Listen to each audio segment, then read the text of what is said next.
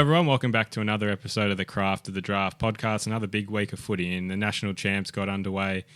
Well, today when we're recording this, on last weekend when you're listening to this, where SA got up by 12 points against the Allies in quite a fascinating game. Another week of Talent League to go through, but the first game we will talk about is this National Championships game where South Australia got up 87-75 at Third Barton Oval, which was a pretty entertaining game for a first opening game of the championships. SA were pretty much trailing for most of the day in a really, really big third quarter comeback almost, and it was goal for goal in that last quarter, but the SA boys got up against an Allies team who, well, was undefeated last year and obviously a different look this year, but big win to start the champs for the South Australians. Yeah, certainly, and there were plenty of talent leaguers in action for the Allies outfit, but we will go through all of the players because obviously we're going to be watching all of these championships games and there's interest for these prospects across Australia. We'll start with the Allies though, and we'll start with Leo Lombard, who has spent some time in the Coates Talent League playing for the Gold Coast Academy. He's one you've really had a close eye on throughout the early parts of this season and last season as well. Obviously, the Gold Coast VFL Premiership player as a 16-year-old got his champs off to a flying start from all reports. Yeah, well, he might have been pretty close to best on ground with that performance. It's his natural strength at the contest that stands out. He's a very poised player and he knows when to impact and when to sit back a little bit, hold his width on the outside and also make an impact through that. Really good composure with ball in hand, and that's typical in his performances throughout last year and this year, even when we saw him through the academy as well. And he was impactful in forward as well. Kicked a really big goal in the third quarter where he burst through, ripping apart two opponents and running into an open goal, but was terrific in the end. And I thought if you was anything to critique on his game, probably just when he's got a lot of confidence, he may take on just a little bit too much. And he had one moment where he did that, but he still got the free kick for it. So everything went well for him. He was just spectacular for the Allies, and he'll be their best player. You could probably argue in every game they play. Good time to be a Gold Coast Suns supporter with the academy kids they've got coming through. Also a good time to be a Tasmanian with the AFL team coming in a few years. They had a few players in action, including Ollie DePoli Qbank. He's one who laid a few tackles on the day. His pressure's been pretty good to start the season, and he's someone who catches the eye.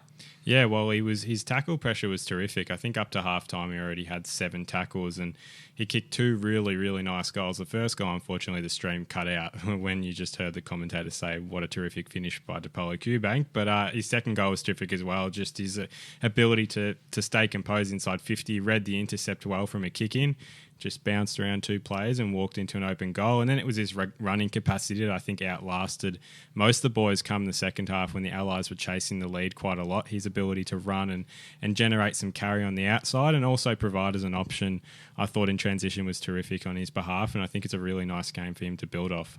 That's really good to hear from his perspective. Fellow Tasmanian Lenny Douglas had a couple of shots on goal as well, I think. But Sam Marshall and Nathaniel Solsberger, a couple of players who have represented the Sandy Dragons. Nathaniel Solsberger representing the Allies courtesy of his Tassie background, boarding at Melbourne Grammar at the moment, and Sam Marshall, a Brisbane Lions Academy product. What those two add to the lineup? Yeah, well, I'll start with Sam Marshall, just general strength and composure around the contest. Won all his 50-50s really well and just was doing those little 1% things good around the centre stoppages, around general contests around the ground, and creates his own space with the ball in hand and was able to generate some really easy and nice handballs off in transition and get the ball moving forward, which is what the Allies were doing really well in the first half compared to SA, where they were really struggling with that final kick inside 50.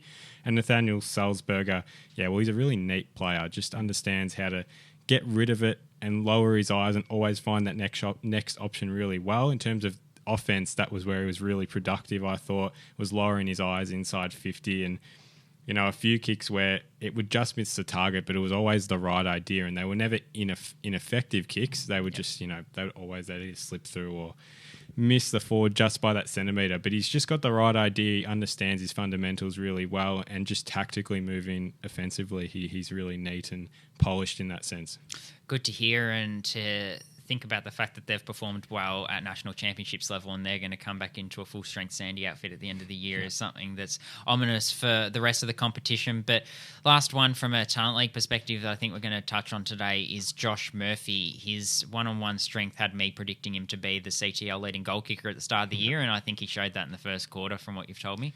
Yeah, well, he would have won best on ground if you talk about a first quarter. He finished with 3 goals, had 2 goals in that first quarter, but he's always been known for his leading patterns. Like that power, he's almost unbeatable from a one-on-one perspective when he just generates those first couple steps and gets to that sort of 40 to 50 metre range where he's hands in front. He'll always take that mark. And the 2 goals he kicked were sensational set shots. Like just a general comment. They were amazing set shots from that distance and that type of angle.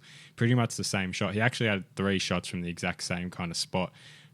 One did miss, but he was productive for most of the first half, kind of dropped away for a little bit, but in the fourth quarter kicked a really good goal, a crucial goal really to keep them in it. And it was a different type of goal, use his body work to kind of create separation rather than that lead-in power that he usually has. So it was a pretty good game for Josh. I guess, moving forward, it's finding that 4-quarter consistency and being able to probably evenly spread that type of performance. But, he has his moments and he's so effective and dominant in those moments. And he's shown throughout the Talent League so far that I think he can do it for 4 quarters. So if you can do it at the higher level of the national championships, then that'll be a big testament to what he can do. Just a game of footy going on in the background as we record this. If you can hear some siren sounds through the microphones. Tell us about some other interstate boys, some others in some academies who performed well for the Allies. Yeah, well, I'll touch on Nicholas Andreacchio, bottom major. He'll play next year. Good Italian boy. But he was terrific off half-back for the Allies. He's a Sydney Swans Academy product. Provide really good movement through the corridor, always looking to provide some pace and some rebound. And he was terrific all day, hard at the contest, always provided some follow-up and really well-needed, I guess, vision out of D50 for the Allies when they were struggling in probably that third quarter and start of the fourth to get some momentum back on their terms. Zeke Uland from the Gold Coast Academy, he kicked 6 in a Talent League game not too long ago. But, yeah, wow, he was all around it. He's just a really bouncy, agile, kind of played in the mid but half forward a little bit and, just composure. He plays really low to the ground and, someone similar, we know Massimo Razzo from a Western Jets perspective, they play really low and they just know how to pick it up and kind of move their body, with a low center of gravity. And I thought that was really, really well done on his behalf. But yeah, has some really bursty moments, held his width really well outside 50 and kicked a really lovely goal from 50 metres on the run in the second half. So a really, neat and tidy, bursty, all of it performance from him. The brother of Boddy Uland, who's listed at the Gold Coast AFL at the moment, is Zeke. So certainly one to keep an eye on for Gold Coast supporters. We'll move across to South Australia. Probably a lot of interest in Sid Draper. There's been lots of talk about him in the lead up to this season and the early parts of the season. From your perspective, how did he go to start his carnival? Yeah, it was terrific, and it's only his, I think, 3rd game back for the season. He played. He did play the SA's under-18 v under-20 game last week and a game before that, so he hasn't had a lot of footy to begin his year, but he was terrific and came into it, kind of picked up where he left off. That strength and pace, the acceleration out of the centre stoppages, he was really good. I thought early on he was a bit untidy with his handballs, probably just looking at getting it forward so much and then dish off that side handball when others weren't keeping up in that sense moving forward. But as the game went on, kicking improved. It was really neat, really good vision inside 50 late. That set up a goal in the last quarter. So, yeah, it was a great opener for Sid Draper, I think, and I think he probably scratched the surface at what he's really capable of. I think he will have that real breakout game in these champs.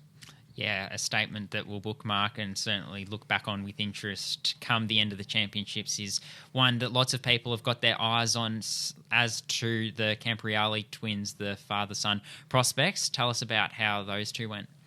Yeah, well, I think both had very strong finishes and strong starts as well. Where I question both is their general kicking, and that's that's what lets them down a lot. I think both of them at the start were just a few kicks that were really off and were stopping transition a little bit, but it's their ability around contest.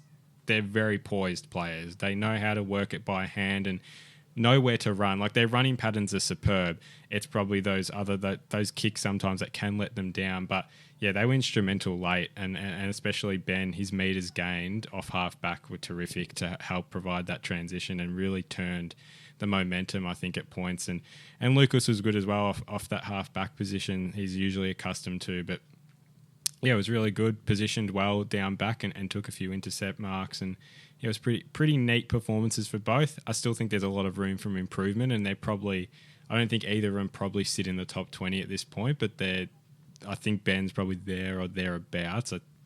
But still a lot of room for improvement in both their games. High ceiling for both players, no doubt, with what we've seen from them already this season. Phoenix Hargrave is one who had a strong game as well. I know you're texting me quite a bit about him. Yeah, well, Phoenix Hargrave's one I've quite enjoyed watching, and that's from a sample point of view as well. This is the under-18 competition. In terms of a player who you want second efforts, who will do all those little midfield intensity things right, that's what he does, and he did that again. His defensive efforts out of D50 were really, really good, and even when he moved forward as well, he was positioning himself well, got a few uncontested marks inside forward 50 from his work rate, and he's an intense, like he's a grunt midfielder, like always wants to win that ball. And I thought moving in transition he was good as well, lowering the eyes inside 50, a few good defensive intercepts late as well, and yeah, even in the dying stages, a kick out of D50 where a lot of the pressure was kind of coming on him, gets it out wide. I think this was with a minute left, and they end up kicking that last goal through Tyler Welsh. So he's one that probably needs a bit more emphasis in his game to impact a little more when you compare him to someone like a Sid Draper for that instance, but he's still a very effective player with the little things he does, and I'm quite a big fan of defensive players just in general, because it's such a big asset. As something that recruiters look on with interest. He touched on Tyler Welsh there. He came into it in the second half. He 100% did. I mean, he had, I think, one touch, or it might have been none, up to half time. Just wasn't getting himself in the game, and then flicked the switch like that. And it was pretty much the opposite. Not opposite, but you know, what Josh Murphy did in that first quarter is what Tyler Welsh did in that second half, and he was impact per possession, got himself into good spots. That contested marking came to the fore, and even late I think it was in the third quarter, just a really crafty goal where he was running towards goal, was able to shrug off an opponent, handball over to Noah Howes, who we'll talk about as mid-season draft prospect, and led to a goal, and then kicked that last goal of the game.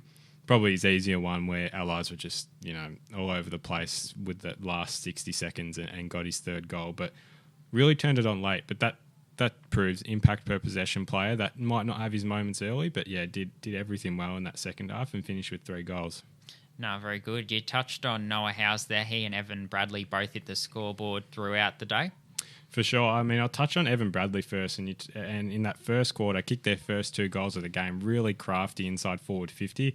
Thought he was a little unlucky to not get in my top 5 in the end, because he was pretty effective. And if you compare him to someone like Tyler Welsh, the only reason I had Tyler Welsh in my top 5 was just that second half when SA were coming back strong.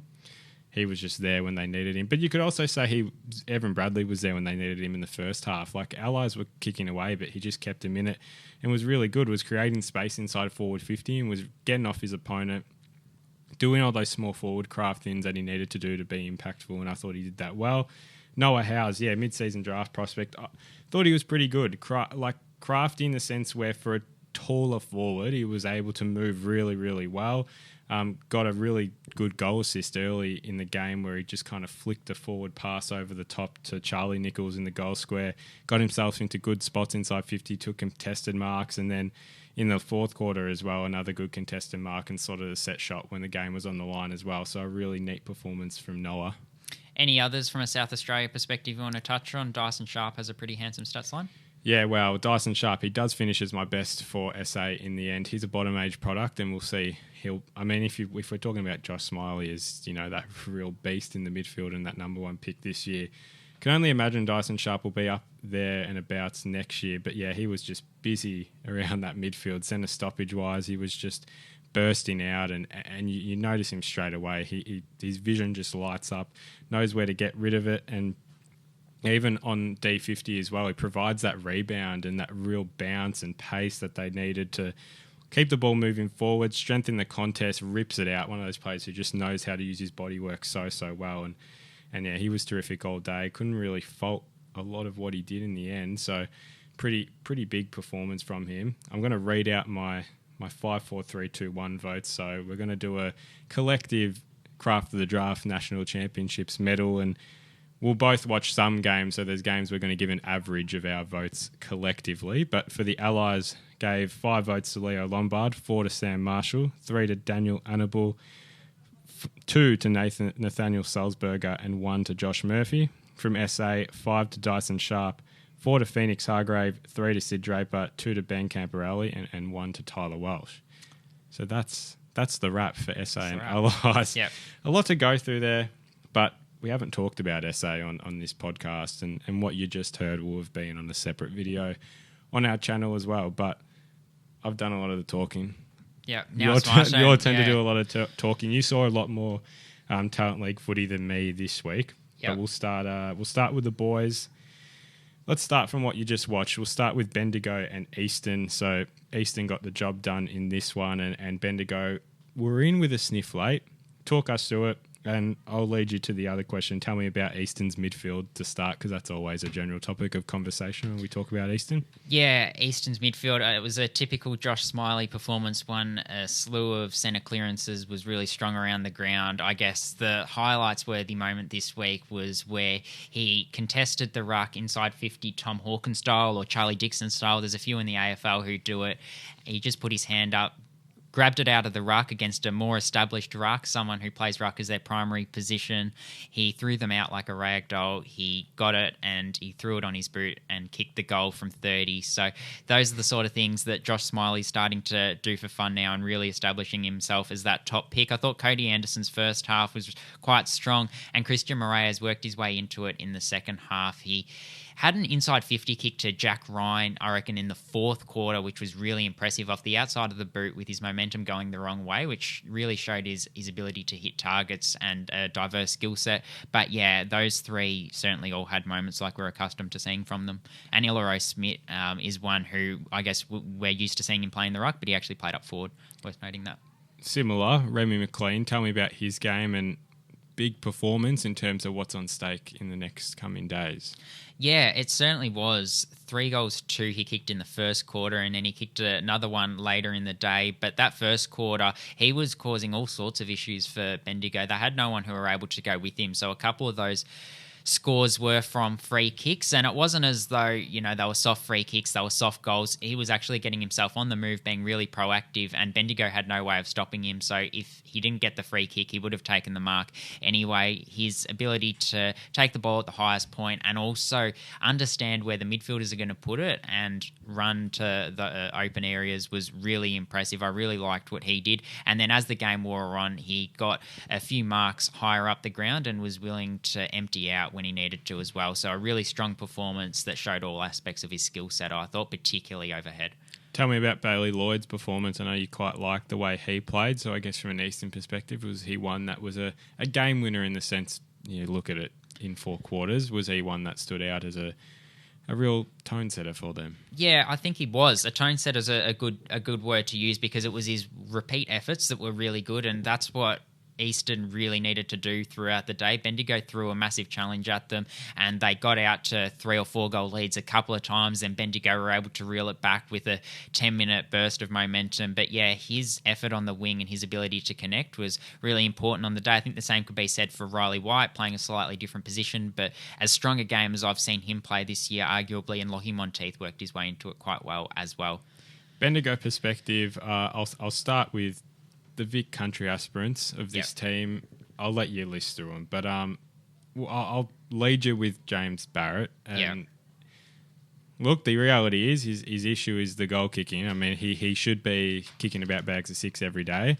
Yeah. And when he does, Lord help the rest of the competition. But tell me about his performance. Was it similar to what we've seen with his performances in terms of goal kicking wise?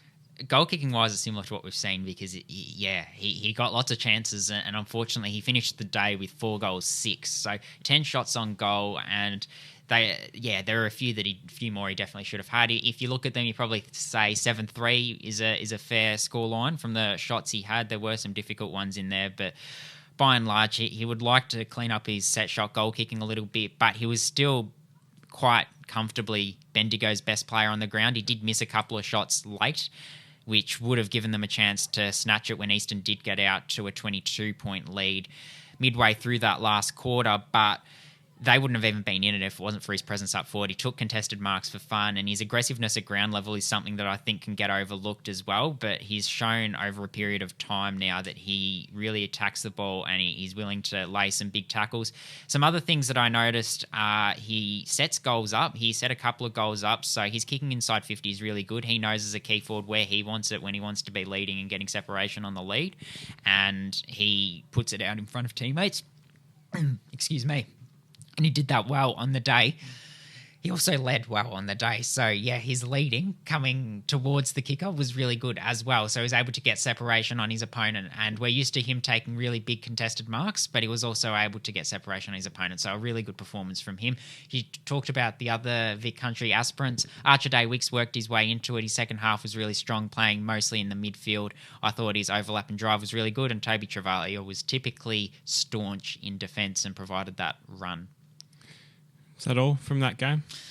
Just a couple of bottom majors I wanted to touch on from a Bendigo point of view. I thought Sean Watson was really strong in the contest. The best game I've seen him play as a Mildura boy, and one to keep a close eye on. I think he was an under-16s Vic Country representative, worked hard all day and laid some big tackles as well, including one on Josh Smiley. I think his second quarter was his best. And then Hunter Wright as well showed his skill set. He was really confident and stepped through traffic quite nicely. Ollie Poole up forward, I liked. He was hard to beat one-on-one.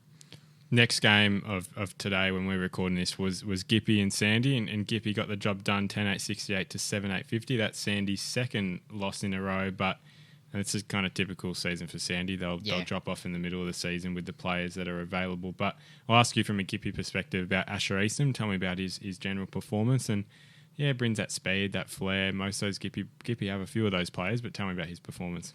Yeah.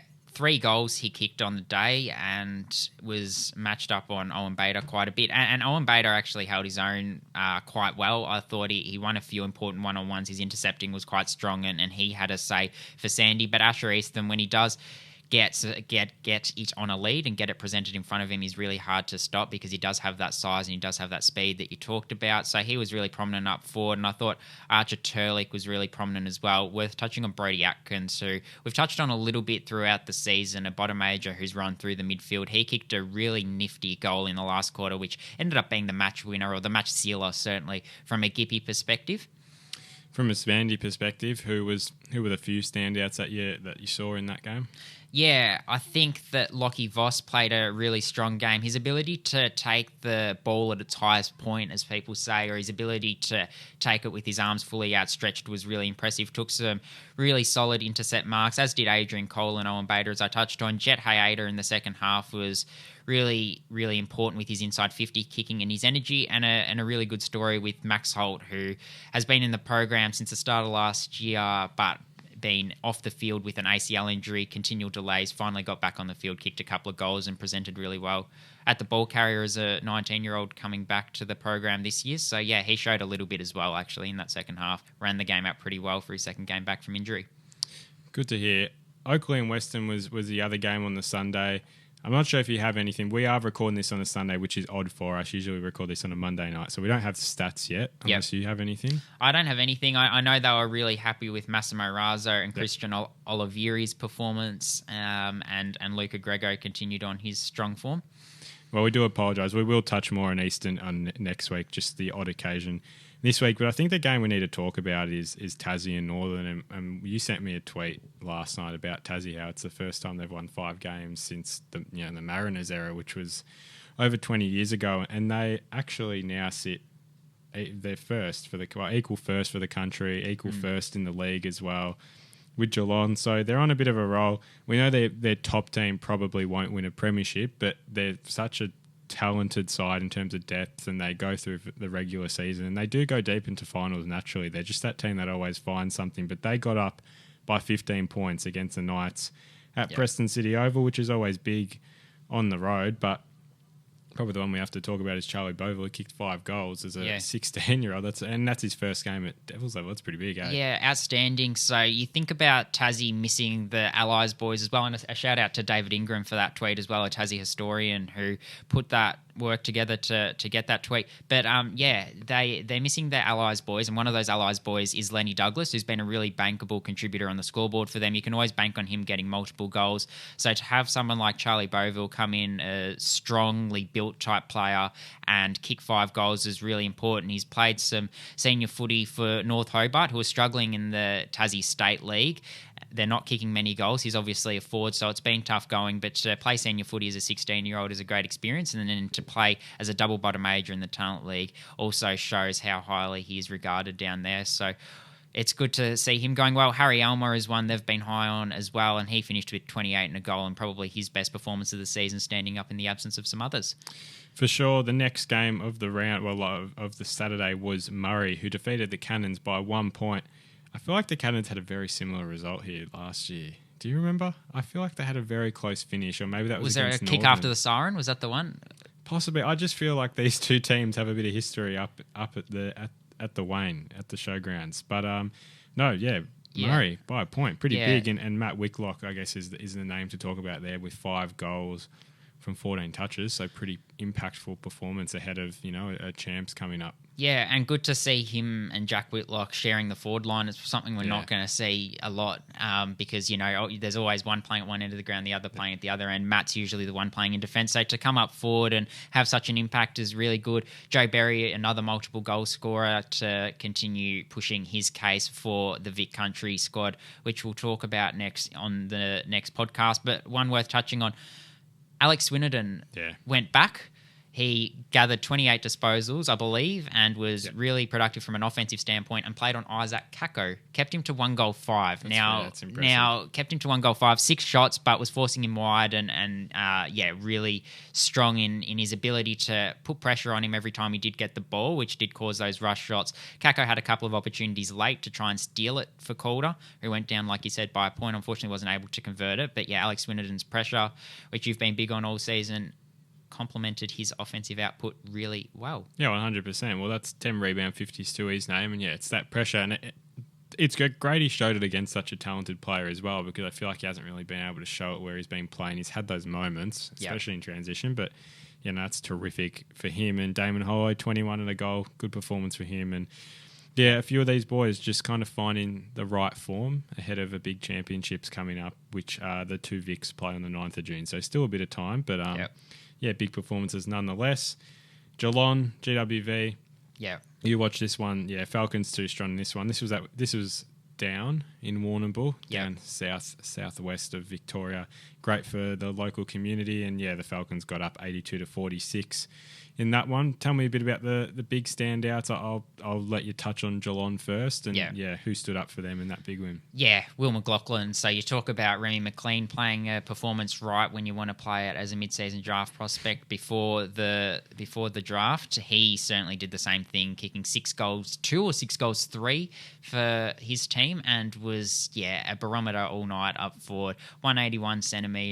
We know how big his leap is, and it was just more of the same from him. When he's deep and he's one-on-one, he's almost impossible to stop, and he really makes the most of his opportunities, whether that be on the lead from the set shot or in general play. So he was the clear standout. Eden Ibbotson is one who continues to surprise me, but now he's putting together quite a solid block of form, and it's becoming a regular occurrence. So good to see him continuing on that strong form. And Noah Tulio is one that always just catches my eye with how clean he is. I know I've said that probably 10 times in the last 12 weeks, but every time he got the ball, he was able to hit a target because he buys himself that time with that polish. That all from a Falcons perspective? From a Falcons perspective, I think that about sums it up. Yep. And then from a GWV perspective, I really liked the game of Mitch Lloyd. I think that's the best game I've seen him play. We're used to seeing him win one-on-ones, take intercept marks and that sort of thing, but he got a fair bit more of the footy and was able to get involved a little bit more on offense. It was a difficult day. It was a little bit of a rugged old night for GWV. They weren't able to hit the scoreboard as regularly as they would have liked, but when they did have some forward thrusts, he was able to get involved, and I really liked what I saw from him. Again, typically really strong one-on-one and was also strong on offense as well. Jack O, really good, and then also your typical performance from Harry Charlson and Ollie Hannaford. Yeah, well, it's tough going for the Rebels at the moment, and it probably will continue like that for a little while until they get a few of their main boys back. But I'll run you through the ladder before we move through to the girls. Geelong, Tassie and Eastern sit on 20 points up at the top, so a bit of a change-up. Sandy, you're off the top for the first week of the competition. Sandy, Northern, Murray, Gippy, Bendigo, Calder all sit on 16 points. Western jump to 10th because they've kind of been sitting in that bottom three. Dandy on 10, Rebels and Oakley on 4. And as always, they have not all played the same amount of games, so there's a bit of discrepancy there. Eastern lead the Metro Conference and Country at Geelong lead the Country Conference. But let's move through to the girls, and I'm going to touch on the games you watch very closely on the weekend, and it was Murray and Calder was the first one. And I know you had some strong opinions on the umpiring of this game, and yeah, Murray got very close, and I think we want to see Murray get that. I mean, Calder got their first win as well, so great that Calder got their first win. But we know Murray typically have more of the struggle throughout the year, so they were very close to that win. But tell me a bit about the game, and then I'll come back to me, and I'll let you run through some of the girls that you want to talk about. But what was the general gist of that game? Because Murray losing by 10 points, that's a pretty strong effort from him. Yeah, it was a really high quality game, so that's really good to see from a talent league perspective that you see two of the sides that have been weaker so far to start the season be able to fight out a game like that. And it wasn't a scrap; it was actually really free flowing, and girls were able to really show off their skill sets and show off their weapons. So that was really pleasing to see. The overall synopsis would be that Murray dominated the first half, probably deserved to be a little bit further in front. I really liked what I saw from them. They fought really hard, and their ball movement was really fluent. And then Calder responded in a big way in the second half, and Murray just weren't able to stop them, unfortunately, from a Bush Rangers perspective. When they got a run on and they got that territory, they were able to generate enough scoring shots, and they did have the talent to convert. A lot to run through with these Murray girls. I'll start with Holly Egan, as she's this year. Tell me a bit about her game, and she's been probably their most consistent performer across the first 2 months of football. But what does make her game stand out? And when we talk about a general draft sense, what's draftable about her? And this was a game where she was really able to show what she's capable of. Yeah, I think on the day something which stood out was just, that class difference that she does have on some of her teammates and some of her opponents. And that came down to her kicking efficiency, I think. First and foremost, she was able to hit targets. She made really good decisions, and she put it where teammates wanted it. Not necessarily two teammates, out in front of teammates, allowed them to get the separation on the lead and take marks. Herself, when she was having the ball kicked to her, she was really strong aerially, took a couple of contested marks and was really reliable overhead. And the other thing is, just with that class that she does have and the skill set to sort of step around opponents, she's really calm, doesn't make bad decisions with ball in hand, and doesn't get flustered either. So her ability to step in and out of traffic and find space and then take some meters was really crucial for the Bush Rangers. Maddie Ibrahim, just kind of keeping on this 06 range, and then we'll expand out. But yeah, same sort of question. Where'd she go well, and why was she one of their best? Yeah, I thought she was really aggressive at ground level. She was willing to crack in hard when there was a contested footy to be won, and was fearless over the footy. And then when she did get it, her inside 50 kicking was really good. I particularly think about the first half, probably her better half. When they did get a fair few shots on goal, she was putting it on a platter for her forwards. Tell me about the Dodd girls. Now, they've got a pretty big family, the Dodd family, but Rain and Constance were the two that were playing in this one. Destiny was part of their squad last year. I think she's 19 now. But tell me about the Dodd girls, because great family there. And how'd those two girls go? And what's the general gist of that family? How do they play football? Yeah, so one plays up one end and the other plays up the other end. So Rain Dodd was the one who caught my eye first with what she provided up forward, and then Constance down back was probably across the day the more consistent performer. But I'll start with Rain Dodd. I thought her speed was really eye-catching. So when she does get the ball, she's really dangerous. She's hard to pin down because she does have that acceleration and that burst, and she used it really well as well. It's one thing to have it, but she was actually able to use it to her team's advantage. Her run and carry and evasiveness was really important. She was involved in a lot of scores. I'm not sure if she got on the end of one in the end, but certainly she set a couple up, and she was really crafty as well.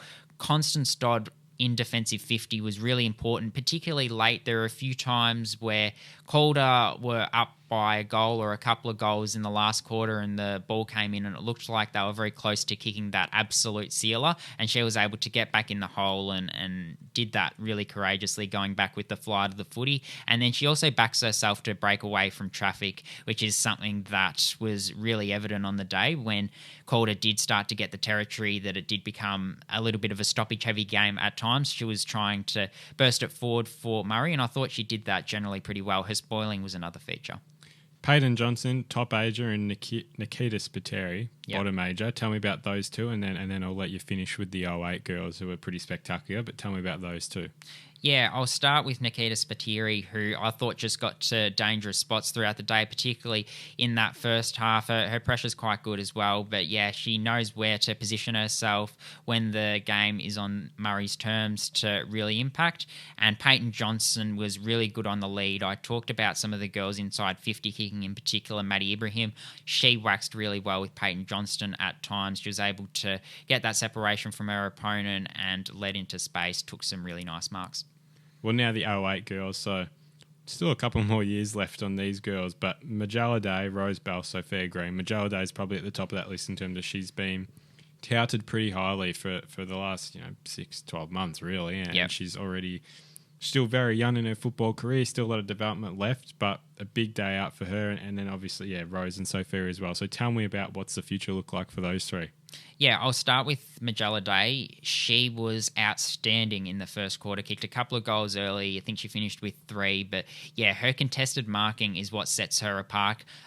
You think about that with Ash Sentra doing it better than probably anyone else in the draft crop this year and anyone we've seen in the talent pathways in recent times. Majella Day has that similar ability about her, that she's just got that strength and ability to out-position and out-muscle an opponent, and she's really smooth moving when the ball does hit the ground. She didn't finish with as many touches as I would have thought, but every time she does get it, she backs herself to step around some tacklers and hits her targets, and is also capable of taking contested mark, which is really important. She's a GWS Academy product, already has a 5-goal haul this season, and I expect that at some stage she'll do it again. It's just a matter of piecing it together for a full game for her, but obviously she's still so young and there's still so much development left with her. She's certainly an exciting prospect. Rose Bell, I thought, was probably their most consistent and important player across the course of the day. She was really tough to get past in defence, positioned herself in the corridor, so that meant she was guarding dangerous territory, and she was a strong intercepting presence and also excellent in the contest. And Sophia Green was strong and composed as well. She was clean in traffic and finished with 27 and 1. So yeah, a really good day for Murray despite the result going against them. Now the winning team. Yeah. Calder, tell me about who stood up for them and got their first win of the year. Yeah, Cameron Bucks was the clear standout, finished with the 16 disposals, but her read of the play was really impressive, and I thought that was most evidenced by an intercept from a kick-in that she got in the third quarter, where she was able to take the intercept mark, shrug off a couple of tacklers, and then finish on the run from 35. I thought that showed everything she did across the day. Her strength in close, she was really silky, and she reads the cues of the kickers really well as well. Her pressure was really important for the Cannons. Ali Spegan, also really strong in the ruck. Her penetrating kick is something which really stands out in the game, and her ruck craft was, as usual, really important. Ava Gerarda kicked 3 of her team's goals, including the match winner, couple of big contested marks, and then a goal from a ground level gather, which was really silky. And Grace Azzopardi as well in defence looks to understand that role really well. Has had a pretty strong season for them and took another strong step forward with her game. Her intercepting and calmness, both features. Bendigo and Eastern now. This is the other one you watched, and Eastern got a hold of this game pretty quickly, and I feel like it was probably expected. That's probably where the class difference is with Metro and Country here. But Eastern won by 88. I'll let you talk about Eastern's forwards first, and I talked about them last week in that big win against Tassie. Yeah. Talk about the likes of Georgie Brisbane. Was that form transferred? Yeah, so I watched the first half of this game. I didn't watch the second half, and we don't have access to the stats, so I don't know exactly how many she finished with, but she did have a few goals on the board early, and yeah, it was just her strength overhead. Hopefully it's a performance that she can take some confidence from going into the more important part of the year, I suppose, because yeah, she was excellent up forward for them. She was playing as the deepest and no one was able to stop her, so really good, used her size well. Stacia Stevenson kicked a couple of goals in the first quarter. Her spatial awareness was a real standout and her poise at ground level. And then Georgia Knight as well, her energy and her work rate were massive for Eastern as they opened up a 41-point quarter-time lead, I believe. But yeah, credit to Bendigo for pulling that back, because that looks like it could get really ugly, and Bendigo were able to pull that back in the second half. Others from an Eastern perspective? Yeah, Evie Parker, I thought her overlap was really strong. She's been really good for them on the wing so far this season and gained a lot of metres when Bendigo did look to go forward. And then also Asher Fernwannon guarded that dangerous territory as well. When they looked to come out, those hat kicks out, she was intercepting and positioned herself in the corridor. Well, we'll move on to the next game that we weren't able to see. Well, we don't have the stats for them yet, but Gippy, geez, this was dominant, 81-17 against the Dragons, which is, like a massive result for them and the country region in general. But yeah, apologise. We will definitely touch on that in the next episode because that is a massive win for them. And yeah, Abby Hobson kicked 3 goals, the contested marking forward, so that's good to see. Big, and they're actually first in the country conference now, which is big for them. But next game, Falcons, pretty similar score actually to the boys. That 176-34. I know you got a few of their best there, but yeah, Sarah Howley looked like she turned it on with 36 and a goal. Yeah, she did from a Geelong perspective, which was really good to see. I will start with the GWV girls though, because it's good to see them really competing after they did have a toughish start to the season. And I think, it was again Elise Cook, and I talked about her last week. She was good again. Maggie Johnston off half forward showed lots of work ethic, and then also Millie Lang, as we're used to seeing, produced another strong outing. From a Geelong perspective, some of their better players, Mika Morrissey backed up last week, 24 disposals and a goal. Hayley Peck is starting to become a really bankable contributor for them, and then Stella Huxtable as well, bottom major. Tassie got up by 7 points against the Northern Knights, a big win away from home, and I swear every time I don't watch Tassie, they have the performance of their life, which is frustrating because they have some very talented players, and speaking of talented players, Ava Reid finished with 3 goals from 7 touches, so very big impact per possession player. Misha Barwin, again, a backed up her strong performance from last week, 2 goals, 16 touches and 6 inside 50s, and Harriet Binley, 2 goals and 13 touches. Northern perspective? A Northern perspective, it was the Hargreaves sisters who were really strong, and Holly Ridewood as well, who, was really good in the wet last week, talked about her, and, obviously an easier day for footy, and she was able to produce once again, which was really positive to see.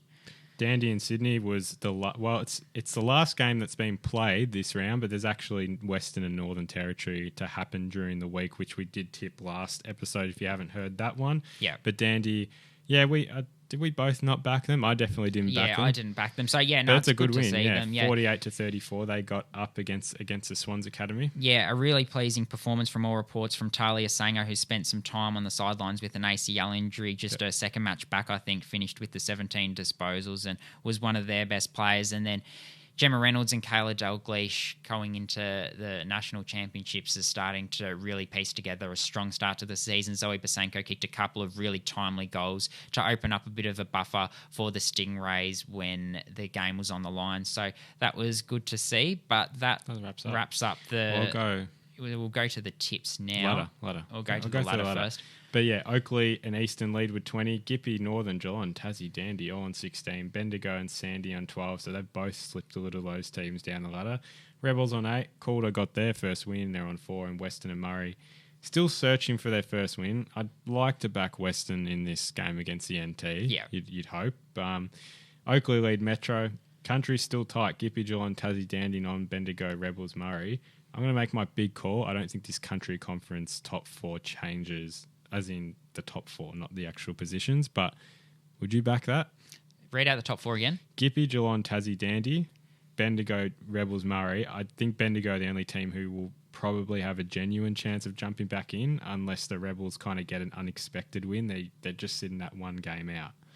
Yeah, I'm not quite prepared to say that just yet because one I didn't touch on before from a Bendigo perspective who was really strong was Lou Painter, absolutely outstanding in a losing cause. Her power, her repeat efforts, her class, her ability to step through traffic and her smarts all really, really important when, the going was tough from Bendigo perspective. And they've got some others like Jamaica Douglas and Sasha Pierce as well. So probably not quite prepared to say that just yet. But certainly one to keep an eye on. And good to see Gippsland going well. But we'll move to our tips. We'll start with the girls this week. GWV have the Stingrays at Mars.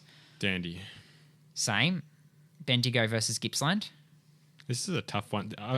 This is your top 4 game. This is winner. It's so early. But I'll say Gippy off their form. Yeah, so will I. Oakley versus Geelong at Warrawee. This will be a very good matchup, I reckon. This kind of shows you where Geelong's midfield is at compared to those top Metro teams. I'll still say Oakley at home. As will I. Tassie have Sandy down at Dial Park in the Apple Isle. Yeah, danger game for Sandy if they give up the same performance they did. I'd say Tassie might do this pretty comfortably. Yeah, I've got Tassie as well. And then Murray, Murray have got the Northern Territory Academy, who will firstly play with the Western Jets and then have got the 3-day break. You'd probably lean towards Murray because the Academy would have just played 3 days earlier. So certainly. I'll say Murray. As will I. And then we move to the boys' side of things. And the first game is Western versus Northern at DSV Stadium. Western. Yeah, I'm probably thinking the same. Northern got him in round 1, but I think, Northern's out, so I'd say Western. Yeah, some strong form, deceivingly strong. They've had some tight losses as well. GWV versus Dandenong. Dandy. Yep. Tassie versus Sandy. Tassie. 6 in a row if they win this. Yeah, big. Yeah, they will have their Allies boys out, though. They will, but, did that matter? Against You'd probably Northern. argue that Northern's possibly lesser stronger team is stronger than Sandy's lesser team. So Tassie. Calder have Oakley at Windy Hill. Calder. Yep, a good opportunity for some of those boys to continue showing some strong form. Murray versus Geelong at Highgate. This will be close. Geelong. I'm going to go Murray and Bendigo versus Gippsland at Latrobe Uni, the second part of a doubleheader. Bendigo. Yeah, Bendigo will bounce back. They were really promising against Eastern and, very close to causing an upset against the Metro side. Well, that wraps it up. Thank you all for listening. Tonight is, if you're listening to this on a Wednesday night, mid-season draft is happening. But if you want to hear what we did think of the boys who could have got drafted or have got drafted by now, go listen to the episode last night where we do go through some of our top CTL mid-season draft prospects. Thank you all for watching. We'll be back next week, and Allies WA is on the agenda for the next Champs games and go through another round of CTL and hopefully get a Vic Country squad as well to go through. But thank you all for watching. Check out our socials for more, and we'll see you in the next episode.